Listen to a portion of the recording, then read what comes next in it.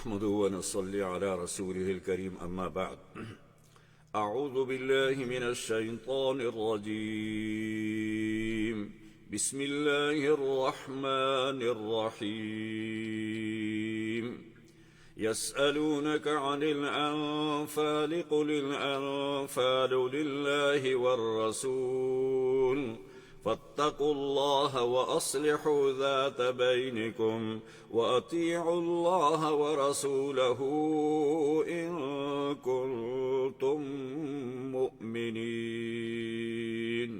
إنما المؤمنون الذين إذا ذكر الله وجلت قلوبهم وإذا تليت عليهم آياته زادتهم إيمانا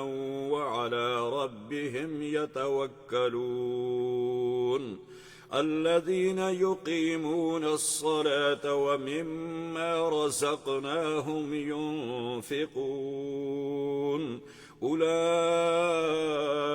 هم المؤمنون حقا لهم درجات عند ربهم ومغفرة ورزق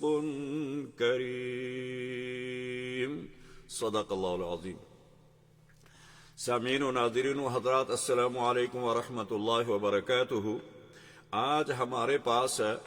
سورہ انفال اور سورہ التوبہ ہیں اور انشاءاللہ تراویح میں ان کو پڑھیں گے اور ان کا مختصر سا خلاصہ آپ کے سامنے انشاءاللہ آج ہم رکھیں گے. سورہ انفال مدینہ منورہ میں نازل ہوئی ہے اور اس کی 75 آیات ہیں اور اس کے 10 رکوع ہے. سورت کا پہلی صورتوں سے ربط جو ہے اسمی ربط یہ ہے کہ یہ مسئلہ توحید کو واضح کرنے کی وجہ سے مشرکین جنگ کریں گے. یعنی جب الہ کلمت اللہ بلند کیا جاتا ہے تو اس کے جو بھی دشمن ہوتے ہیں، کفار اور مشرکین جو ہوتے ہیں، وہ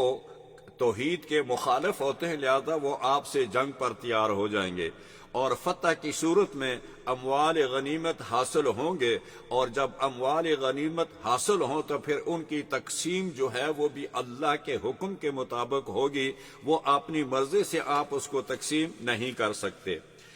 اس کا دوسرا ربط جو ہے وہ پہلی صورتوں سے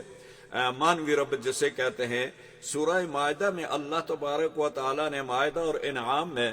اعراف، ان تینوں صورتوں میں اللہ تعالیٰ نے نفی شرک فعلی، یعنی شرک جو کیا جاتا ہے جس میں لوگوں کے اپنے معبودان باطلہ کی منتیں اور چڑھاوے وغیرہ چڑھائے جاتے ہیں، اس کو شرک فعلی کہتے ہیں. اور شرک فی تصور، یعنی یہی تصور یہ کرتے ہیں کہ اللہ کے علاوہ یہ بھی ہماری حاجات کو پورا کر سکتے ہیں اور یہ بھی ہماری مشکلات کو دور کرتے ہیں اور ہماری دعاؤں کو سنتے ہیں.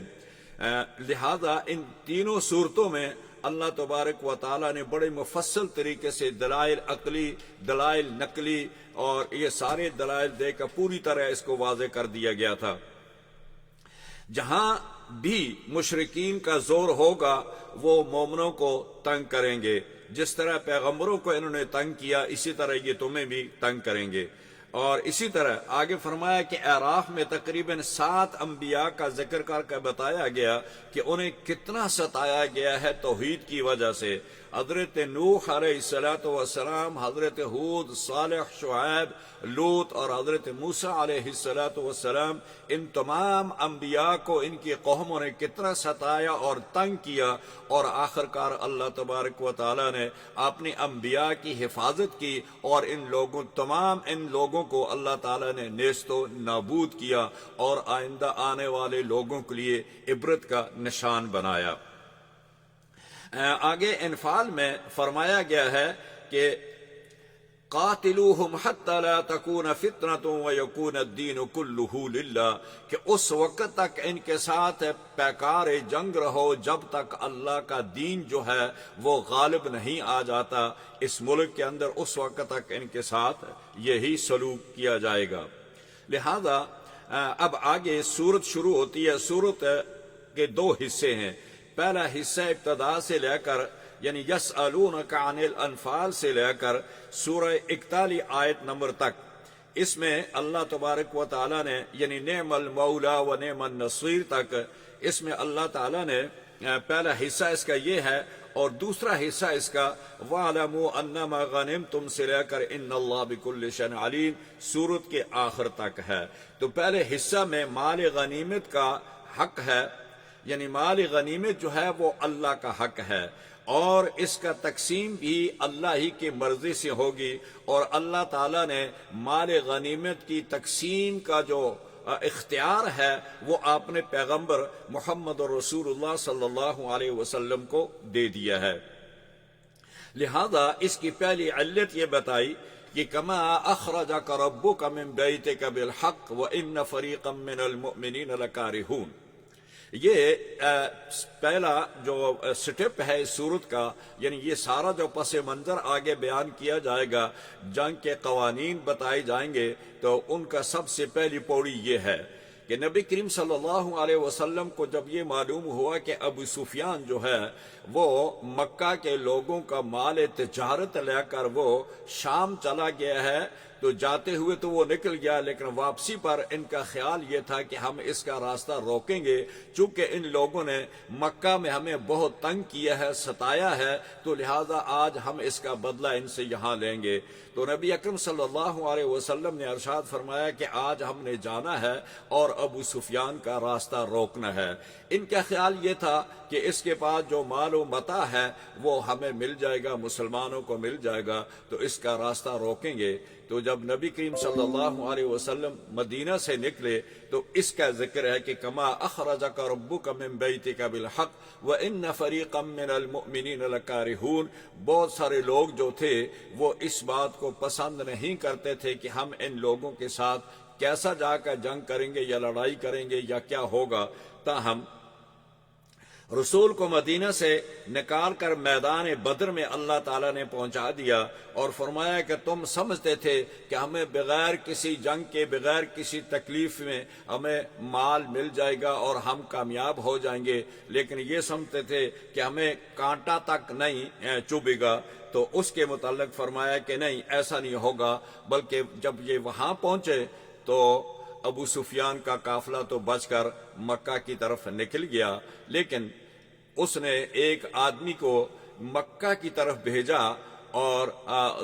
زمری اس کا نام تھا، اور اس کو مکہ بھیجا اور اس کو کہا کہ فوراً مکہ جاؤ اور مکہ کے لوگوں کو کہو کہ بھیا تمہارے قافلے کو روکا جا رہا ہے، اس کو لوٹا جا رہا ہے، اس پر حملہ ہو رہا ہے۔ تو وہ جو تھا وہ اس کو پیسے دیے گئے اور وہ اپنی اونٹنی پر سوار ہوا، اور فوراً جب مکہ داخل ہونے لگا تو اس نے کجاوا الٹ دیا، آپ نے کپڑے پھاڑ دیے اور اونٹنی کی جو ناک تھی اس کو اس نے خون آلود کر دیا اور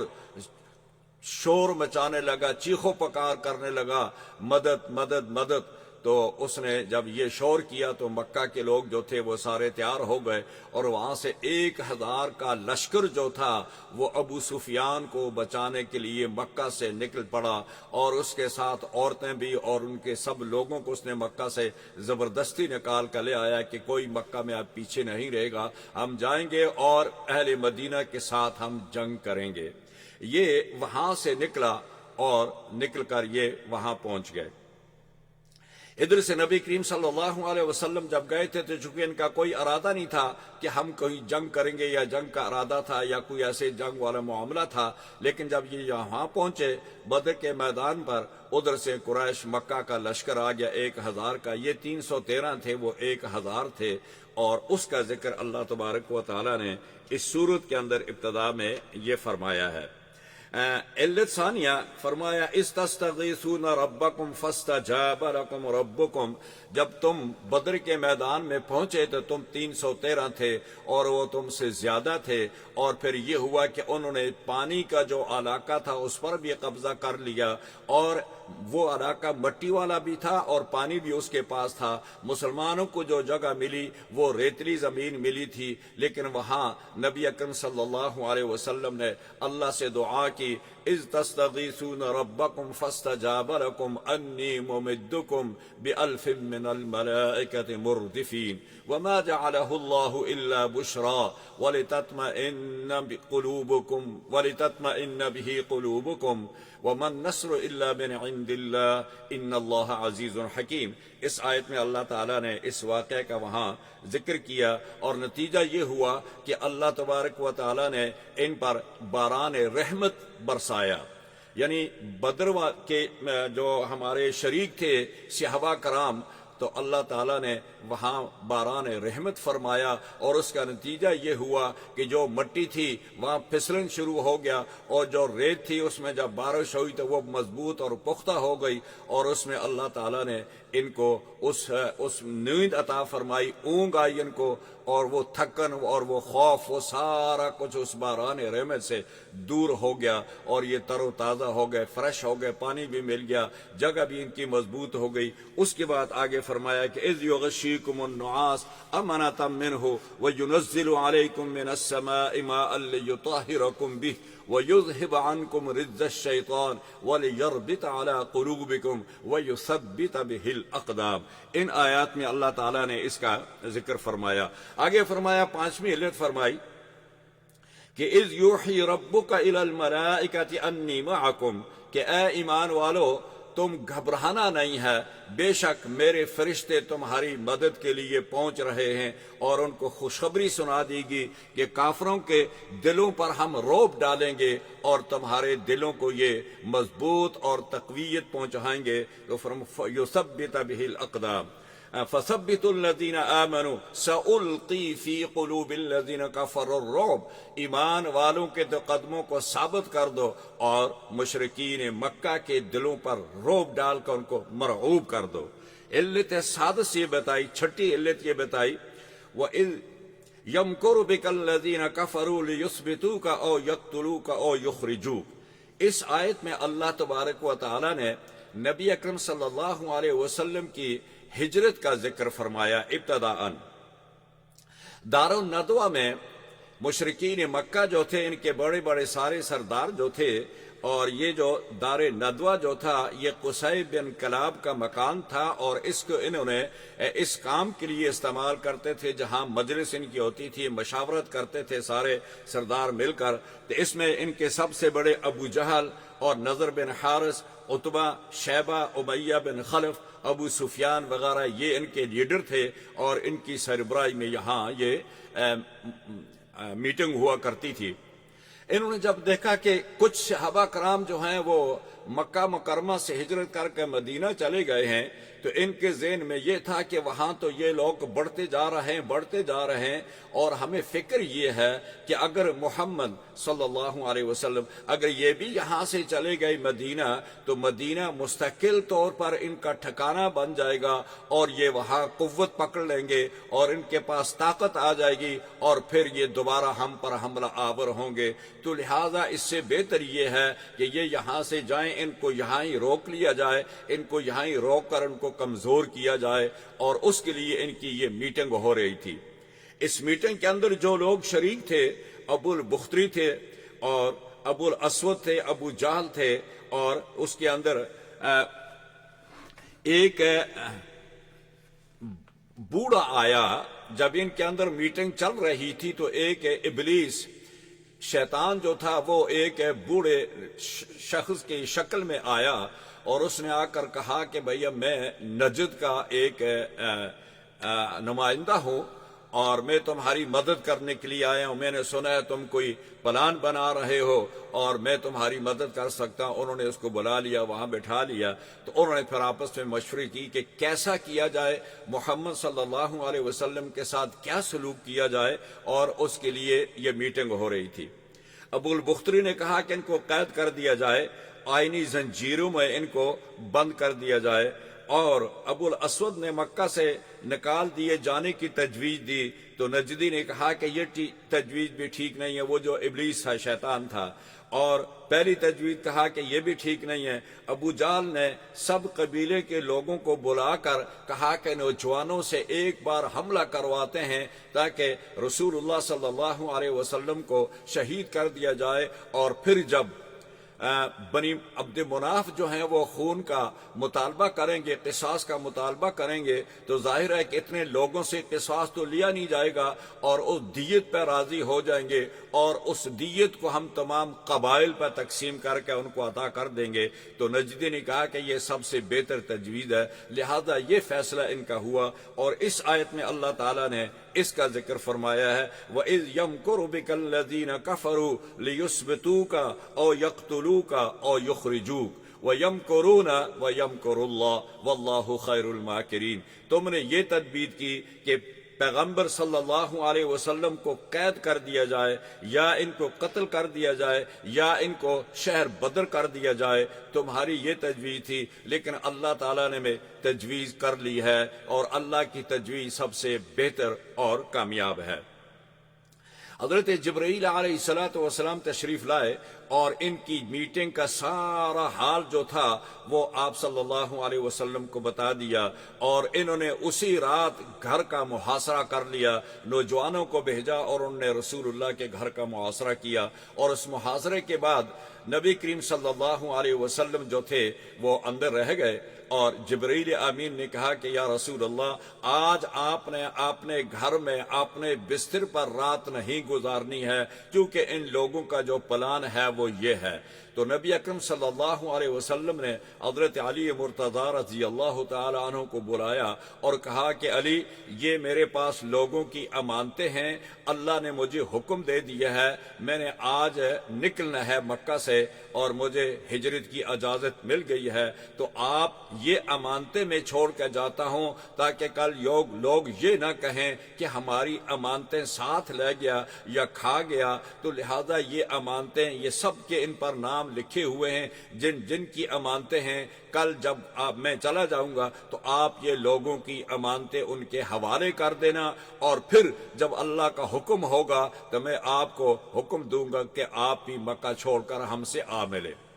حضرت نبی کریم صلی اللہ علیہ وسلم وہاں سے نکلے تو یہ بار ان کا حصار تھا، تو اللہ کے رسول نے تھوڑی سی مٹی لی اپنے ہاتھ میں، اور وہ شاہت الوجوہ کر کے ان کے چہروں پہ پھینکی، ان کے سروں میں اڑی، تو اللہ تعالیٰ نے اس مٹی کے اندر یہ تاثیر پیدا کر دی کہ وہ ان کے نبی کریم صلی اللہ علیہ وسلم ان کے درمیان میں سے نکل کر گئے، لیکن ان کی نظر ان پر نہیں پڑی۔ اللہ نے ان کی آنکھوں کو بند کر دیا، اور یہ میزائل اور آنسو گیس کی طرح ان کی آنکھوں میں پڑی۔ اللہ نے اس کے اندر یہ تاثیر رکھ دی کہ وہ اندھے ہو گئے، وہ نظر نہیں آیا، رسول اللہ صلی اللہ علیہ وسلم کو وہ نظر نہیں آئے، اور اس طرح آپ وہاں سے نکل گئے۔ کچھ تھوڑی دیر بعد ایک آدمی آیا، انہوں نے کہا کیا کر رہے ہو، کیوں کھڑے ہو؟ تو انہوں نے کہا یہ بات ہے۔ اس نے کہا وہ تو تمہارے درمیان سے نکل کر چلے گئے ہیں اور تم خواہ مخواہ یہاں کھڑے ہو۔ لہذا یہ بڑے پریشان ہوئے، پھر ان نے پیچھے سے سراقہ بن مالک کو لالچ دے کر پیچھے ان کا پیچھا کرنے کے لیے بھیجا۔ وہ ایک آگے طویل واقعہ ہے، وہ انشاءاللہ پھر کبھی بیان کریں گے۔ تو حضرت علی رضی اللہ تعالی عنہ نے وہ امانتیں لوگوں کے حوالے کی، ان کے درمیان میں سے رسول اللہ نکل گیا، اور پھر یہ آیات ہے اس سلسلہ میں نازل ہوئی۔ اس کے بعد نضر بن حارث جو تھا، وہ چونکہ تجارت وغیرہ کے لیے شام وغیرہ دوسرے کئی ممالک میں جاتا تھا، بڑا وہ جہاندیدہ آدمی تھا، تو رسول اللہ صلی اللہ علیہ وسلم کے صحابہ نے کہا کہ دیکھو یہ اللہ کا قرآن ہے، یہ اللہ کی سچی کتاب ہے، تمہیں اس کو ماننا چاہیے، اس پر عمل کرنا چاہیے۔ تو یا ایھا الذین آمنوا ان تتقوا اللہ یجعل لکم فرقانا ویکفر عنکم سیئاتکم ویغفر لکم واللہ ذو الفضل العظیم۔ آگے فرمایا وَإِذَا تُتْلَى عَلَيْهِمْ آيَاتُنَا قَالُوا قَدْ سَمِعْنَا لَوْ نَشَاءُ لَقُلْنَا مِثْلَ هَذَا۔ جب ان پر اللہ کا قرآن پڑھا جاتا ہے تو وہ کہتے تھے اس قسم کی تو بہت سارے آیات لوگوں کے ہم نے سنی ہے باتیں، یہ تو لوگوں کے قصے ہیں، کہانیاں ہیں، واقعات ہیں، ہم اس پر یقین نہیں کرتے۔ تو اس پر پھر نضر بن حارث کو جب خود غصہ آیا تو اس نے یہ کہا کہ اے اللہ، اگر یہ قرآن حق ہے ان کا، اگر یہ محمد رسول اللہ پر جو کتاب نازل ہوئی ہے اگر یہ حق ہے، تو اے اللہ پھر ہم پر آسمان سے پتھر برسا یا ہمیں کسی اور عذاب میں مبتلا کر دے۔ تو اس نے کہا کہ اللہم ان کان ھذا ھو الحق من عندک فامطر علینا حجارۃ من السماء او ائتنا بعذاب علیم، کہ اے اللہ اگر یہ قرآن حق ہے تیری طرف سے تو پھر ہم پر پتھر برسا یا کوئی اور عذاب ہمیں دے دے تاکہ یہ معلوم ہو جائے کہ یہ قرآن سچا ہے۔ اس کا جواب آگے اللہ تبارک و تعالیٰ نے دیا، وَمَا كَانَ اللَّهُ لِيُعَذِّبَهُمْ وَأَنْتَ فِيهِمْ وَمَا كَانَ اللَّهُ مُعَذِّبَهُمْ وَهُمْ يَسْتَغْفِرُونَ۔ اے لوگو، ہمارا یہ قانون ہے، ہمارا یہ قاعدہ ہے۔ آپ نے دیکھا ہے کہ نوح سے لے کر عیسیٰ علیہ السلام تک جتنے انبیاء بھی آئے ہیں، ان انبیاء کو ان کی قوموں نے ستایا، تنگ کیا، تو اللہ تعالیٰ کا جب عذاب آتا ہے تو اللہ تعالیٰ اپنے انبیاء کو اس بستی سے نکال دیتے ہیں، اور دوسرے لوگوں پر جو باقی رہ جاتے ہیں ان پر عذاب آتا ہے۔ جب تک محمد الرسول اللہ مکہ میں ہیں اس وقت تک ہم تم پر عذاب نہیں بھیجیں گے، اور ان کے جانے کے بعد جو مسلمان رہ جائیں گے، جب تک وہ اللہ تعالیٰ سے استغفار اور توبہ اور اللہ کے ذکر اذکار میں مصروف ہیں، اس وقت تک ہم مکہ کے اندر عذاب نہیں بھیجیں گے۔ وَمَا كَانَ اللَّهُ مُعَذِّبَهُمْ وَهُمْ يَسْتَغْفِرُونَ۔ یہ تھی آیات ان کا، یہ اس کا شان نزول تھا۔ اب آگے ہم چلتے ہیں کہ سورہ انفال میں اللہ تبارک و تعالی نے دو چیزیں بیان کیے ہیں۔ پہلا فرمایا کہ قوانین جنگ کے قواعد کیا ہیں، قوانین کیا ہیں جنگ کے، اس کے متعلق کچھ ہدایات ہے ایمان والوں کے لیے، اور کچھ چیزیں جو ہیں وہ رسول اللہ صلی اللہ علیہ وسلم کے لیے ہیں۔ 5 قوانین پیغمبر خدا صلی اللہ علیہ وسلم کے لیے ہیں، اور 6 قانون جو ہیں وہ ایمان والوں کے لیے ہیں۔ پہلا قانون ایمان والوں کے لیے، سورۃ الانفال میں اللہ تعالیٰ نے مومنوں کو 6 بار خطاب کیا کہ یا ایھا الذین آمنوا اذا لقیتم الذین کفروا،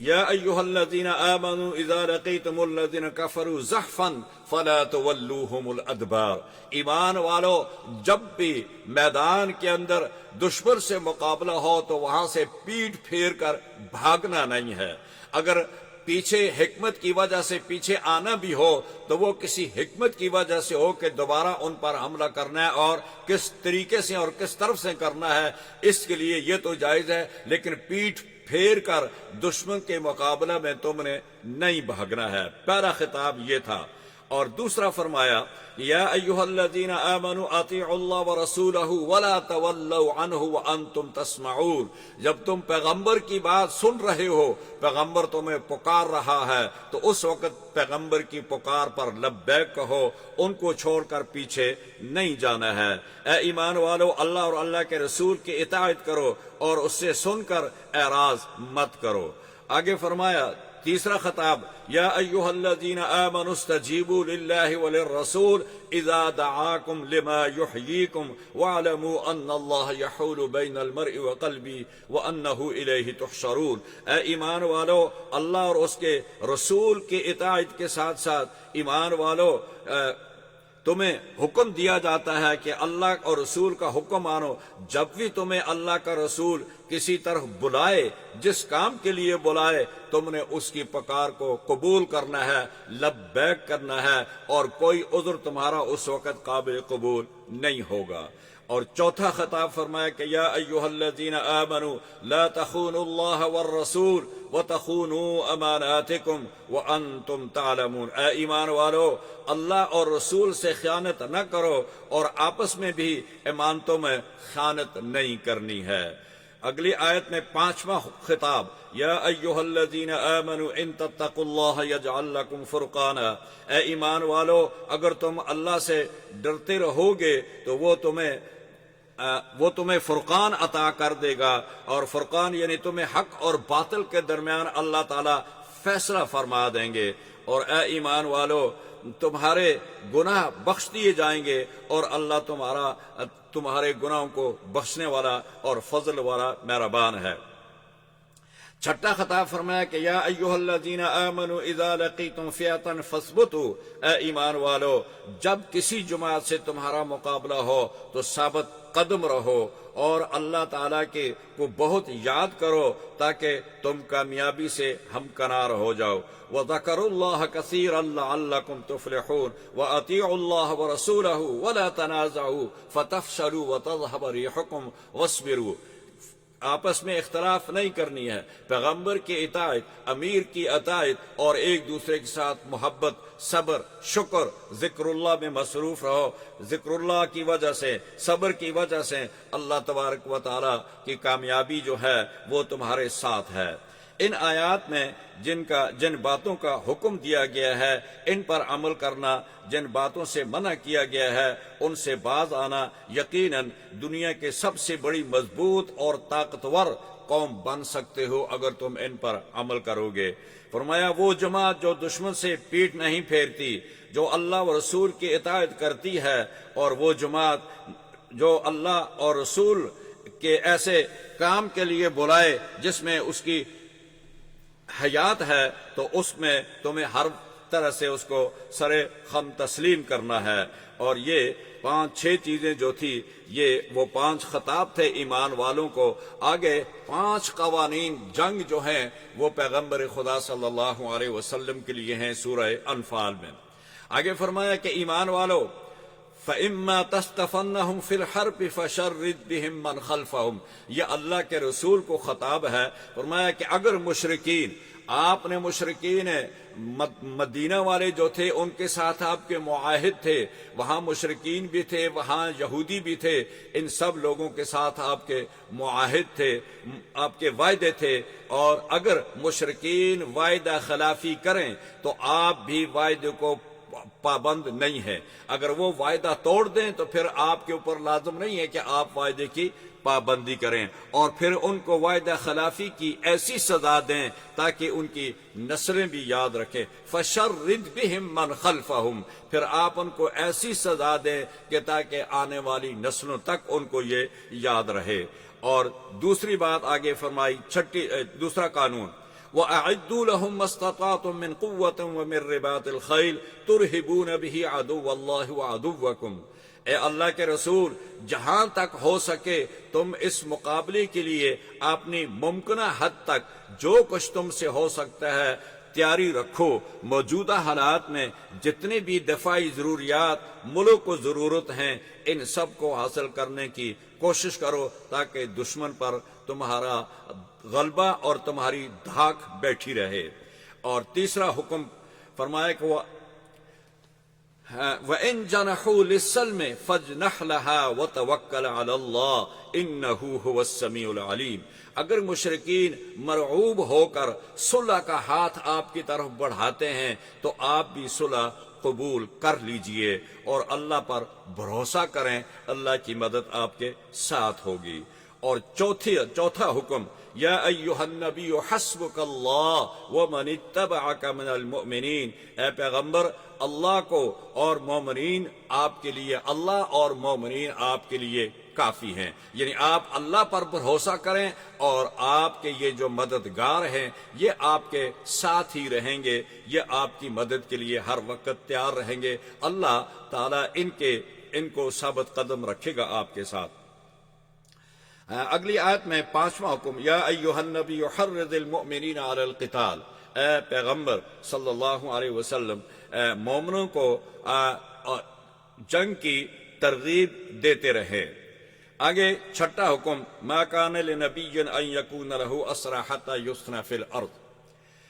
واقعہ بدر ہو گیا، جنگ بدر ہو گئی، اس کی ایک تفسیر ہے انشاءاللہ آگے آئے گی۔ جنگ بدر کا واقعہ آپ کو سب کو معلوم ہے، یہ معروف ہے کہ نبی کریم صلی اللہ علیہ وسلم مدینہ سے نکلے ابو سفیان کے قافلے کے لیے، لیکن آگے سے وہ قافلہ تو نکل گیا، مشرکین مکہ مقابلے کے لیے آ گئے اور بدر کے مقام پر مقابلہ ہوا۔ 1000 کا لشکر مکی تھا اور 313 صحابہ تھے، تو اللہ تبارک و تعالیٰ نے 313 کو اس 1000 لشکر پر کامیابی اور کامرانی دی، اور اللہ تعالیٰ نے 70 لوگ ان کے قیدی بنا دیے اور 70 لوگ ان کے مردار ہوئے۔ ان میں سب سے بڑے بڑے ابو جہل، عتبہ، شیبہ، یہ سارے ڈھیر ہو گئے۔ جتنی کریم تھی مکہ کی وہ ساری کی ساری بدر کے میدان میں تباہ و برباد ہو گئی۔ تو اللہ تبارک و تعالیٰ نے مسلمانوں کو وہاں فتح نصیب فرمائی، اور اس بدر کی فتح کے بعد جو ہمارے غنیمت ملا تھا اس کے متعلق یہ آیت ہے کہ یا ایہا النبی قل لمن فی ایدیکم من الاسری ان یعلم اللہ نبی کریم صلی اللہ علیہ وسلم نے صحابہ کرام کو بلایا اور مشورہ کیا کہ دیکھو ابھی تک ہمارے پاس کوئی جنگ کا قانون اور نازل نہیں ہوا ہے کہ مال غنیمت کو کیسے کرنا ہے، کیا کرنا ہے، قیدیوں کے ساتھ کیا کرنا ہے۔ تو مشورہ یہ ہوا صحابہ کرام کے ساتھ، صحابہ نے بعض لوگوں نے کہا کہ ایسا کرتے ہیں فدیہ لے لیتے ہیں اور ان کے قیدیوں کو چھوڑ دیتے ہیں۔ حضرت عمر اور حضرت سعد بن معاذ جو تھے انہوں نے کہا کہ یا رسول اللہ صلی اللہ علیہ وسلم ہم ان سے فدیہ نہیں لیں گے، یہ مکہ کی کریم ہے، ان کی جڑ کا فقطع دابر القوم الذین ظلموا، ان ظالموں کی جڑ کو کاٹ دیا جائے تاکہ آئندہ کے لیے کفر سر نہ اٹھا سکے۔ لیکن چونکہ اکثریت اور میجارٹی جو تھی وہ دوسری طرف تھی، اور اللہ کے رسول کے دل کے اندر یعنی اللہ نے خود ہی ایک رحم رکھا تھا، جیسے آپ نے فرمایا کہ ان اللہ کی رحمت جو ہے وہ میرے غضب پر غالب ہے۔ تو فرمایا کہ آپ بڑے رحم دل تھے، آپ کے دل کے اندر رحم بھی تھا اور ایک دوسرے کے ساتھ ایک موالات بھی تھے اور پھر وہ رشتہ داریاں بھی تھی۔ تو ان سب کو دیکھتے ہوئے آپ نے کہا کہ ایسا کرتے ہیں ان سے فدیہ لے لیتے ہیں اور ان کو چھوڑ دیتے ہیں۔ اس پر فرمایا ما کان لنبی ان یکون لہ اسری حتی یثخن فی الارض، کسی نبی کے لیے یہ جائز نہیں ہے کہ جب اللہ تعالیٰ اس کو دشمنوں پر قوت دے دیتا ہے تو پھر وہ دشمنوں کو بغیر زمین کو خون آلود کیے ہوئے چھوڑ دیں۔ ان کو چاہیے تھا کہ آپ اس زمین کو ان مشرکین کے خون سے رنگ آلود کر دیں، خون آلود کر دیں۔ تو یہ تھا حکم اللہ کا، لیکن نبی کریم صلی اللہ علیہ وسلم کی مہربانی سے ان کو فدیہ لے کر ان لوگوں کو جب چھوڑا گیا تو اس میں رسول اللہ صلی اللہ علیہ وسلم نے ارشاد فرمایا کہ آگ اگر، چونکہ اس سے پہلے مال غنیمت جو تھا وہ کسی امت کے لیے جائز نہیں تھا، وہ مال غنیمت ان کے لیے جائز نہیں تھا، اللہ تعالیٰ نے اس امت کے لیے مال غنیمت لوح محفوظ میں اللہ تعالیٰ نے اس کو حلال کر دیا تھا، جائز قرار دے دیا تھا۔ تو فرمایا کہ لولا کتاب من اللہ، اگر یہ نوشتہ لوح محفوظ میں مال غنیمت کے حلال کا لکھا ہوا نہ ہوتا تو آج سوائے عمر ابن خطاب اور سعد ابن معاذ کے اللہ کے عذاب سے کوئی بھی نہ بچتا۔ لہذا اللہ تعالیٰ کا یہ نوشتہ، یہ فیصلہ پہلے سے لکھا ہوا تھا اور اللہ نے مال غنیمت ہمارے لیے حلال کرنا تھا، جس کی وجہ سے اللہ کا عذاب ہم سے آج ٹل گیا۔ اگلی آیت میں فرمایا کہ یا ایھا النبی قل لمن فی ایدیکم،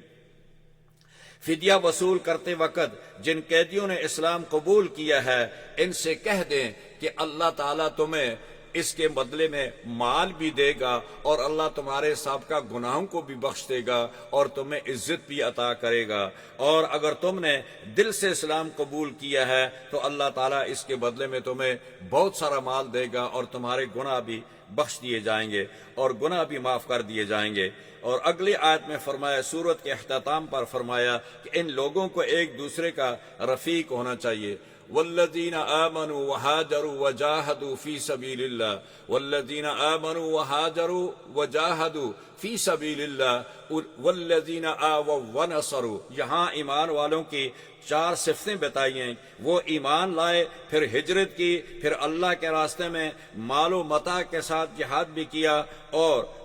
جو لوگ ہجرت کر کے مکہ سے مدینہ پہنچے اور مدینہ والوں نے ان کو ویلکم کیا مال کے ساتھ بھی، اور انہوں نے اپنے گھروں کے ساتھ بھی مدد کی، مال بھی دیا، گھر بھی دیے اور پیسے بھی دیے، ہر قسم کی والذین آووا ونصروا، ٹھکانہ بھی دیا اور مدد بھی کی۔ قرآن کریم نے کہا کہ اولئک ھم المؤمنون حقا، یہی سچے مومن ہیں، اور لہم مغفرۃ ورزق کریم، اللہ کے ہاں ان کے لیے مغفرت اور رزق کریم کا سرٹیفکیٹ اللہ نے ان لوگوں کو عطا فرما دیا۔ ہم آگے چلتے ہیں اب سورہ توبہ کی طرف۔ سورہ توبہ بھی مدنی ہے۔ حقیقت میں مفسرین نے لکھا ہے کہ یہ دونوں ایک ہی صورتیں، ایک ہی مضامین کی صورتیں ہیں، اور اسی وجہ سے ان کے درمیان میں بسم اللہ بھی نہیں لکھی گئی، لیکن مضمون ان دونوں صورتوں کا ایک ہی ہے۔ آیات اس میں 139 ہیں اور اس میں 16 رکوع ہیں۔ یہ سورہ 9 ہجری کو اس وقت نازل ہوئی جب آپ صلی اللہ علیہ وسلم رومیوں کی سرکوبی کے لیے نکلے تھے، اور غزوہ تبوک کے نام سے اس غزوہ کو یاد کیا جاتا ہے۔ سخت گرمی کے زمانے میں پیش آیا تھا، اور پہلی بھی اور پھل وغیرہ بھی وہاں پک کر تیار ہو چکے تھے، سفر بھی طویل تھا، مقابلے کے لیے اس وقت کے سپر پاور تھے وہ، اس لیے لوگ گھبراتے تھے کہ ان کے مقابلے میں کیسے جائیں۔ سفر بھی بہت سخت تھا، اور مومنوں اور منافقوں کے درمیان امتیاز بھی ہو گیا تھا۔ اس وقت منافق جو تھے وہ علیحدہ ہو گئے تھے، ایمان والے جو تھے وہ علیحدہ ہو گئے تھے۔ تو اس سفر کے لیے اللہ کے رسول نے جب تیاری کی تو یہ سورہ توبہ اس وقت نازل ہوئی۔ توبہ اس لیے اس کو کہتے ہیں کہ مسلمانوں کی توبہ قبول ہوئی، اس میں جو غزوہ تبوک میں پیچھے رہ گئے تھے ان کی اللہ نے توبہ قبول کی۔ اور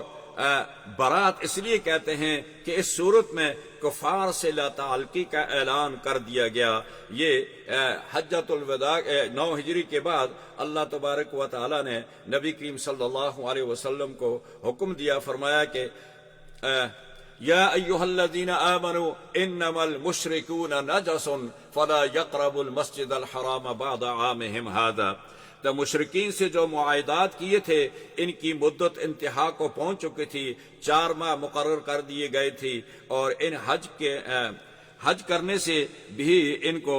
منع کر دیا گیا، اور کیونکہ یہ لوگ کئی بار عہد شکنی کے مرتکب ہو چکے تھے، اس لیے اللہ تعالیٰ نے یہاں ان سے مشرکین سے برات کا اعلان کر دیا گیا کہ اب تم ادھر ہو اور ہم ادھر ہیں، اب ہمارا اور تمہارا کوئی معاہدہ نہیں ہوگا، لہذا اس لیے اس صورت کو برات کہتے ہیں۔ سورہ توبہ میں بسم اللہ نہ لکھنے کی ایک وجہ بھی ہے، سورہ توبہ علیحدہ صورت نہ ہو بلکہ سورہ انفال کا جز ہو، جس کی وجہ سے بسم اللہ نہیں لکھی گئی۔ اسی بنا پر حضرات فقہا فرماتے ہیں کہ جو شخص سورہ انفال سے تلاوت کرتا چلا آیا ہو وہ یہاں بسم اللہ نہ پڑھے، اور جو شخص یہاں سے تلاوت شروع کرے یا درمیان میں سے شروع کرے وہ بسم اللہ پڑھ لے، اس کے کوئی حرج نہیں ہے۔ سورہ توبہ میں چند غزوات کا ذکر کیا گیا ہے۔ 6 ہجری میں صلح حدیبیہ کا ذکر کیا گیا، اور پھر 7 ہجری میں عمرہ قضاء کا ذکر کیا گیا، اور پھر 8 ہجری میں فتح مکہ کا ذکر کیا گیا، اور پھر غزوہ حنین، پھر اسی سال پر غزوہ تبوک رجب 9 ہجری میں، اور پھر تمام قبائل عرب کے ساتھ معاہدات ختم کرنے کا اعلان ذی الحجہ 9 ہجری میں ہوا، اور مشرکین کے ساتھ تمام معاہدات ختم ہو جائیں گے، اور اب کوئی ان کے ساتھ دوبارہ معاہدہ نہیں کیا جائے گا، تاکہ تمام عرب حج کے لیے جمع ہوتے ہیں، اس لیے عرفات اور منی اجتماعات میں اعلان کر دیا جائے۔ نبی کریم صلی اللہ علیہ وسلم نے حضرت ابو بکر صدیق رضی اللہ تعالی عنہ کو بھیجا کہ جاؤ اور منی کے اندر جب لوگ جمع ہوں گے تو اس وقت وہاں یہ اعلان کر دو کہ لوگو آج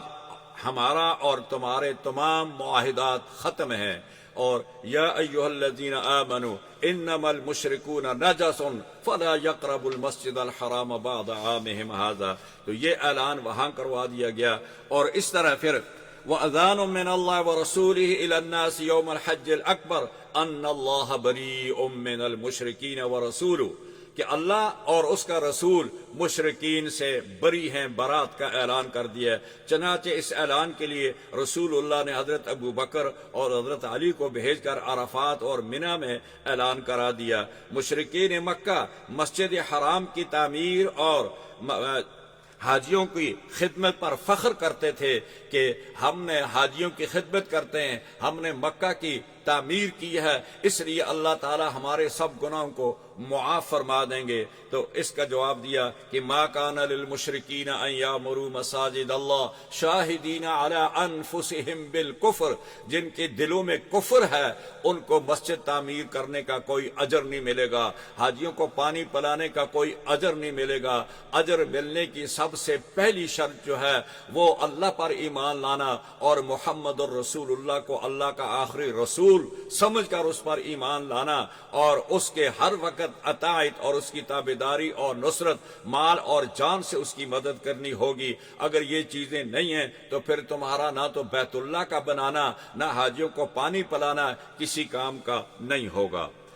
اگلی آیت میں اللہ تعالیٰ نے آیت نمبر 23 میں والدین اور اولاد کے حقوق متعدد آیات میں ذکر کیے ہیں، اور یہاں بھی فرمایا قل ان کان آباؤکم و ابناؤکم و اخوانکم و ازواجکم، اس میں فرمایا کہ اگر تمہارے مال اولاد، تمہاری بیویاں، تمہارے گھر، تمہارا بزنس تمہیں اللہ اور اللہ کے رسول سے زیادہ محبوب ہو تو فرمایا کہ پھر انتظار کرو کہ اللہ کا حکم کب آتا ہے تمہارے لیے۔ یہاں بتایا جا رہا ہے کہ اللہ رسول کے تعلق کے مقابلہ میں اگر اولاد، اگر رشتہ داروں کے مال اور دولت رکاوٹ بننے تو فرمایا ان ساری چیزوں کو چھوڑ کر اپنا تعلق اللہ اور رسول سے قائم رکھو، باقی سارا دھوکہ ہے، اس سے تم باز رہو۔ اگلی آیت میں آیت نمبر 24 میں اگر تمہارے ماں باپ، بیٹے، بھائی، عورتیں، برادری، مال، تجارت، یہ سارے تم ان سب چیزیں جو ہیں جس کے تم بندے ہوتے ہو یعنی پابند ہو، تمہیں خطرہ ہے کہ ہمارا مال ضائع ہو جائے گا، ہماری تجارت میں خسارہ آ جائے گا، کمی آ جائے گی، تمہارے حویلیاں جن کو تم پسند کرتے ہو اللہ رسول سے زیادہ اگر پیارے ہیں تو پھر انتظار کرو کہ اللہ کے بھیجے ہوئے حکم کا کہ کب اس کا حکم آتا ہے تاکہ تمہارے درمیان فیصلہ کرے۔ آیت نمبر 25 تا 27 میں جنگ حنین کا واقعہ ذکر کیا ہے۔ مکہ اور طائف کے درمیان ایک مقام کا نام ہے، تقریباً 10 میل مکہ کے فاصلے پر ہے، اور قبیلہ حوازن بنو ثقیف یہ طائف کے قبیلے تھے اور یہ بڑے جنگجو تھے، بہت زیادہ بہادر لوگ تھے۔ ان لوگوں کو یقین ہو گیا کہ رسول اللہ صلی اللہ علیہ وسلم فتح مکہ کے بعد ہمارا رخ کریں گے، ہم ان سے پہلے ان پر حملہ کر دیں۔ اس خبر کو اللہ کے فرشتے نے جبرائیل علیہ السلام نے رسول اللہ صلی اللہ علیہ وسلم کو یہ خبر دے دی کہ قبیلہ حوازن اور ثقیف جو ہیں وہ آپ پر حملہ کرنے والے ہیں، تو لہذا آپ ان کے مقابلے میں تیار ہو جائیں۔ لہذا نبی کریم صلی اللہ علیہ وسلم کے ساتھ 12,000 صحابہ کا لشکر تھا، اور 2,000 جو تھے یہ مکہ کے جو لوگ ایمان لائے تھے وہ بھی ہو گئے تھے، تو اب آپ کے پاس 14,000 کا لشکر ہو گیا۔ ابتدائی حملے میں جب صحابہ نے حملہ کیا حوازن اور ثقیف کے خلاف تو مسلمانوں کے قدم ڈگمگا گئے، قدم اکھڑ گئے، لیکن اس کے بعد دوبارہ اللہ تبارک و تعالی نے ان کو مدد دی۔ فرمایا اذ اعجبتکم کثرتکم فلم تغن عنکم، تمہاری کثرت نے تمہیں تعجب میں ڈال دیا، تم کہتے تھے کہ آج ہماری بہت بڑی تعداد ہے، بڑا لشکر ہے، اس لیے ہمیں آج کون شکست دے سکتا ہے۔ تمہیں اپنے کثرت پر تعجب ہو گیا تھا، اس پر فخر ہو گیا تھا، لہذا ہم تمہیں یہ بتانا چاہتے ہیں کہ جنگیں جو ہیں وہ کثرت سے نہیں، جنگیں جو ہیں وہ اسلحہ سے نہیں لڑی جاتی، جنگیں جو ہیں وہ ایمان کی قوت سے لڑی جاتی ہیں، جنگیں جو ہیں وہ صبر اور تقوی کے ساتھ لڑی جاتی ہیں۔ تمہارے اندر تقوی تھا، صبر تھا، 313 تھے تو ہم نے 1000 کو ڈھیر کر دیا، تمہارے اندر تقوی تھا، صبر تھا تو ہم نے تمہیں تبوک میں فتح دی، تمہارے اندر صبر تھا، تمہارے اندر تقوی تھا، دوسرے جنگوں میں بھی ہمیں تمہیں کامیاب اور سرفراز فرمایا، اور آج تم نے یہ سمجھا کہ ہماری 14,000 کا لشکر ہے، بنی ثقیف اور بنی حوازن کو ہم یوں پرندوں کی طرح اچک لیں گے۔ فرمایا ایسا نہیں، اعجبتم کثرتکم، فرمایا کہ تمہاری کثرت نے تمہیں اس مصیبت میں ڈال دیا۔ جب پاؤں اکھڑے تو پھر اللہ کی طرف رجوع کیا، اللہ نے دوبارہ ان کو مدد دی، اور پھر آپ صلی اللہ علیہ وسلم نے فرمایا کہ کہاں ہیں بیت شجرہ والے، یعنی وہ بیت رضوان والے صحابہ کہاں ہیں؟ وہ سب کے سب جمع ہو گئے اور پھر دوبارہ بڑی دلیری سے دشمنوں کا مقابلہ کیا اور اللہ تعالیٰ نے فتح نصیب فرمائی۔ لہذا اس فتح میں اللہ تبارک و تعالیٰ نے اتنا مال دیا مسلمانوں کو۔ مال غنیمت میں 6,000 قیدی آئے بنو حوازن اور ثقیف کے، اور اسی طرح آپ کے پاس 24,000 اونٹ اور 40,000 کے قریب بکریاں اور 4000 اوقیہ چاندی، تقریباً 4 من چاندی جو تھا یہ بھی آپ کو ملا۔ جب یہ سارا مال غنیمت آپ کے پاس آ گیا تو اس وقت بنی ثقیف اور حوازن کے سردار آئے آپ کے پاس اور کہا کہ یا رسول اللہ صلی اللہ علیہ وسلم آپ ہمارے ساتھ مدد کریں، ہم اسلام قبول کرتے ہیں اور آپ ہمارے قیدیوں کو واپس کریں، مال بھی کریں۔ حضور نے فرمایا کہ دیکھو تمہارے لیے 2 چیزیں ہیں، 2 میں سے ایک کو چن لو، یا تو تم قیدی واپس لے کر جاؤ یا تمہیں مال دیا جائے گا، اور چونکہ مال غنیمت میرا نہیں ہے، یہ مجاہدین کا مال ہے، یہ تو میں دے نہیں سکتا، البتہ ہم قیدی تمہیں واپس کر دیتے ہیں۔ تو لہذا ان کو قیدی واپس کر دیے گئے۔ حنین کی فتح اور حوازن ثقیف کے سرداروں کا مسلمان ہو کر آنا اور پھر قیدیوں کو چھڑا کر لے کر جانا اور پھر مال مسلمانوں کو ملنا، یہ مسلمانوں کی فتح تھی۔